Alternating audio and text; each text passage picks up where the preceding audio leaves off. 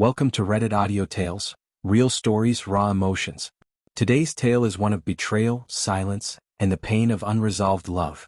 Let's get into it. I, 78 male, have spent the last 13 years resenting the woman I was married for 37 years. Because she broke a trust one never imagined could be broken. Now she's dying and I've been forced to look at the man I've become. A man who can't find it in himself to forgive, even as death comes knocking. So, my wife, Eleanor, and I were married for a solid 37 years when everything changed. We had 4 kids, a busting family life. And from the outside we looked like one of those couples who had it all figured out. We'd gone through our share of struggles, financial struggles, balancing work and raising 4 kids. Lost my father and her mother within a month. Saw each kid through one phase or another, and yet, through it all, we were partners. Almost 13 years from today, it was on the night of our youngest daughter's wedding. Ellie and I were drinking wine on the rooftop of the resort where the wedding took place. It was a beautiful, surreal moment. We both were reminiscing about our lives, our kids' childhood, their milestones, and how far we had come in our life. Being married for 37 years isn't a cakewalk. It was an emotional moment for us. We were in tears, saying a lot of I love yous, thanking each other for all that support and apologizing for our past behaviors. It was then that she dropped the bombshell. She suddenly went silent and said, "I want to tell you something that has been eating me for decades." I thought she was going to talk about the fallout with her mother months before she died or something of that sort, but she was pale like she was steeling herself. She went on to say, "Remember that trip with Tom and his family in Florida?" I said yes. While my kids were still in middle school and junior school, we went on a family vacation with Tom and his family, wife and kids. She said, "The last night in Florida when you and Marie, Tom's wife, went to sleep, he and I still sat on the porch by the lake and drank beer." I don't know what had triggered it. Maybe the alcohol or the serenity of the gushing lake at night, or simply the loneliness. Because you used to be so busy those days we got distracted. My heart sank and I asked her, "What does that mean?" She said they were discussing and sharing stuff about our lives, emotional stuff, and one thing led to another. And she and my so-called best friend made their way to the attic and, well, she didn't need to say the details. I got it. I didn't yell. I didn't scream.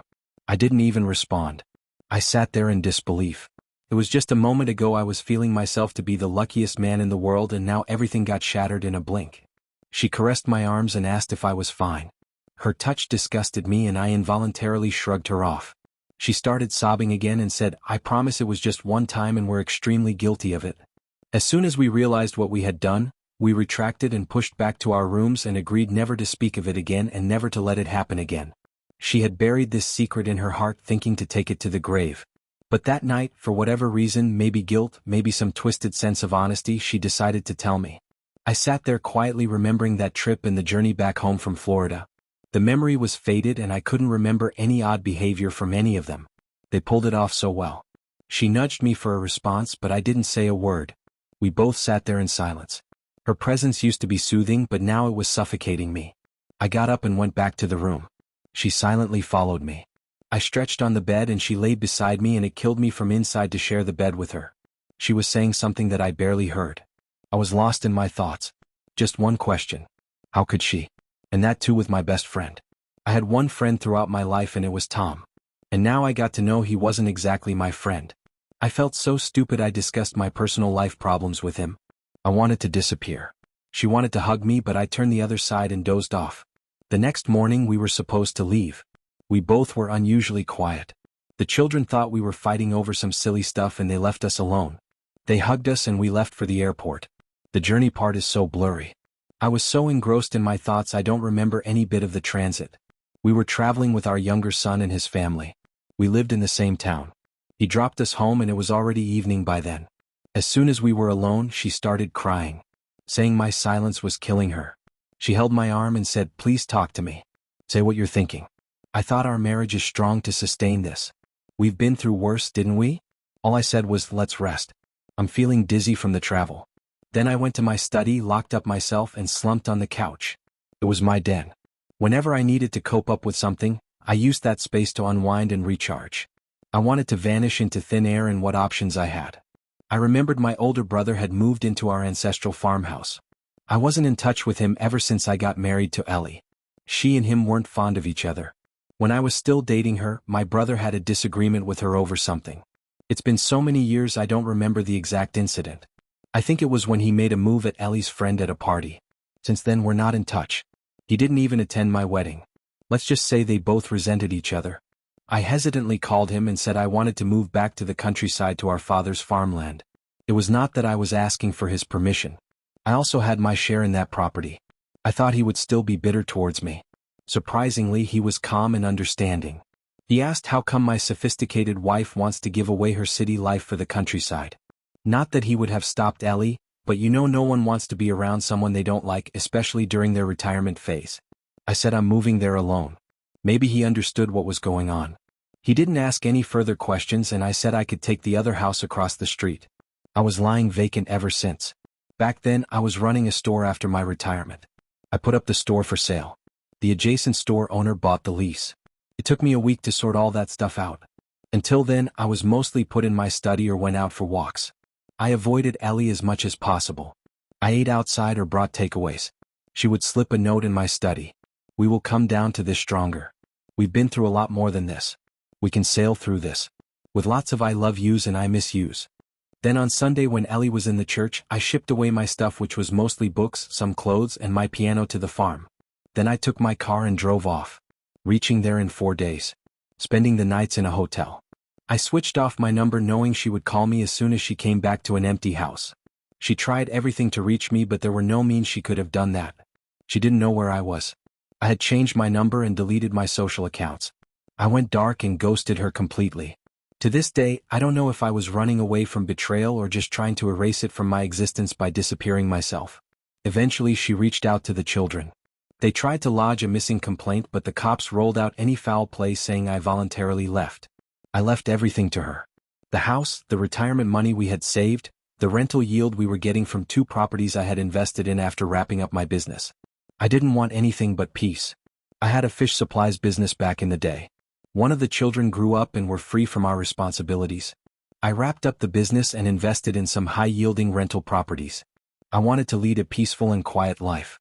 I wanted to store and sold fish, aquariums and stuff. Life seemed good. Bam. It really hit me and everything changed overnight.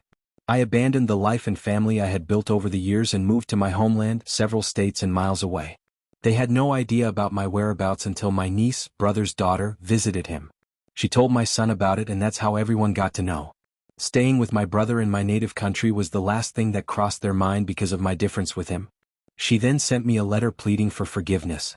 My daughter even visited me to understand what was going on. I said they should ask their mother about it. I let her tell her version. She told the truth to the kids, thinking they could mediate. Initially they were upset with her mother. However, seeing her suffer, they melted. And one by one they reached out, asking why I couldn't just forgive her and why I was holding on so tight to the past. I told them I needed time. They tried several means to reconcile us, inviting me to the family get-together and their life events. I never showed up. The birthdays, the anniversaries of my children, the birth of my grandkids, their birthdays and milestones, everything I left behind. Then my youngest son flew to me saying Mom was wrecked without me and that she was desperate for forgiveness. I told him it was something I couldn't just hand over. Not like that. I stayed out of reach, though every now and then curiosity got the better of me and I'd sneak a glance at a family photo or check on her by trolling through Facebook via a fake account. She hasn't been active lately. I stayed away, never letting her or anyone know that I still watched over them. It was 13 years later, 2 months back, that I heard Ellie was sick, terminal. The doctor said it's a matter of a few months. My son called me, telling me it was time to come back, that she didn't have enough time. I couldn't bring myself to do it. The rage still simmered beneath the surface, the betrayal fresh as ever. I know she wants to see me, wants some kind of closure. I can't stand the thought of being by her bedside, pretending to forgive her for something I can't forget. The image of her and Tom in the attic is still burning in my mind. I can't help but imagine every family barbecue, every Christmas, every birthday. Tom and I standing together, sharing laughs. All of it was a lie, or at least it felt that way to me now. I can't let that go. The kids, of course, are siding with her. Told me I was being unreasonable. I'm too harsh, they said. She's being punished enough, Dad. They don't understand that it isn't about punishment. It's about the fact that I'd been lied to for decades, humiliated without even knowing it. Tom was supposed to be my friend, and yet he and my wife had shared a secret I was never supposed to know. How could I just let that go? Yesterday, my daughter's video called me and pleaded for one last time that I should go and meet Ellie. She's on her deathbed and she wants to see me the last time. She's not even in a condition to be taken here. I felt like a time bomb ticking into my chest. They even said if I don't meet her before she's gone, they all would cut ties with me forever. It didn't take offense as it's coming from a place of pain. I know my children are deeply hurt to see their mother in the condition, and they partly blame me for her deteriorating health. Honestly, deep down, I also know that I'm being unreasonable. If things were fine between us, maybe she would have lived longer. She was fitter and healthier than me. She was and looked younger than me. But her guilt had rotten her to death. I don't know why I'm writing it here. Maybe just to get it off my chest. Because I know people would have mixed opinions on this. Only I know what's going on inside me. I effing don't want her to die. I also don't want to forgive her or let her see my face. Edit to address some of the comments. Yeah, right. We're still married. I didn't divorce her. Didn't want to face her ever again. So technically she's still my wife. And if I count these 13 years where I ghosted her, we've been married for 50 years. Damn. This was one of our dreams when we were dating. To celebrate our 50th. With kids and grandkids. We used to laugh at our stupid wish but see it actually come true. We remained married for 50 long years, but sadly we can't celebrate our marriage any longer. Well yeah. That's definitely not how you see yourself celebrating 50 years of marriage. It's unfair for your children to partly blame you when she was the one who made all the decisions to cheat on you. Just because she's on her deathbed doesn't mean it's the time to be forgiven. I mean, you can't be forgiving people just because someone's telling you to do it.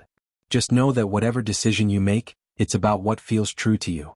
And that's all anyone can ask. Update. She's gone. Been a month. I was there right beside her bed. Saw her take her last breath. If you've read my original post, you'd know I wasn't ready to go. Days after that call with my daughter, I battled myself. The image of Ellie alone, sick and dying, keep haunting me. I'd spent so many years avoiding her, burying the pain, that I'd become more of a ghost than a man. I couldn't tell what I was anymore. Then one morning, something in me snapped. Maybe it was guilt or maybe I was finally ready. I booked a ticket home. Walking into her hospital room was like stepping back into a life I'd tried to leave behind. She looked so fragile, so different from the woman I'd known. Her face lit up when she saw me. And she started to cry and in her breaking tone whispered, "I'm so sorry. I've spent every day regretting what I did to you." For the first time in 13 years I cried. I held her fragile hands and cried. Her wrists felt like a pile of bones wrapped in skin. We sat there crying and lamenting. It was a moment of reckoning. The two of us staring down a lifetime of hurt. She kept asking me to forgive her. Tears streamed down her face. And I don't know if I had it in me. We cried. We held hands. But I still felt anger like a poison running through my veins. I wanted to stop her from dying. I also didn't want to forgive her. She pleaded with me to stay with her in her final days, to be by her side as she passed. She said she couldn't leave this world knowing I was still so full of pain. I told her I'd try and for a while I did stay. We talked about the kids, about the years we'd spent together. Sometimes I'd catch glimpses of the life we used to have before that night had poisoned it all. She asked me again and again for forgiveness and I would say, "I'm here, aren't I? And let's not talk about it." It was never the forgiveness she wanted. I couldn't give her that, not fully. I tried, but I couldn't lie to her or myself. Then one day, something I hadn't anticipated happened. Tom showed up. I was sitting in the park opposite the care home. He came and sat beside me and my body went cold. I hadn't seen him since before Ellie's confession. He looked older and tired, like he'd carried the weight of this secret just as long as she had. He asked if we could talk. I didn't want to, but something compelled me to listen.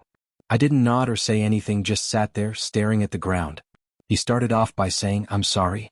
I've wanted to tell you for years. I was too much of a coward." He talked about the guilt, how it had eaten away at him, how he'd felt like a fraud every time we got together.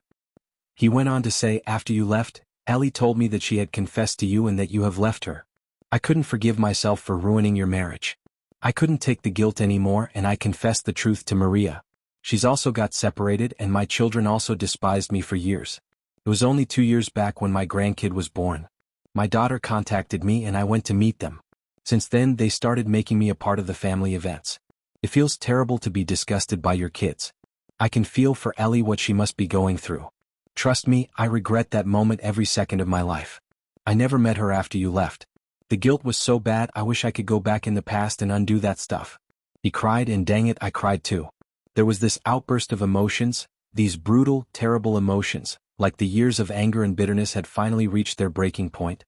At that moment I realized that he had suffered too. Maybe not like I had. He'd paid his own price.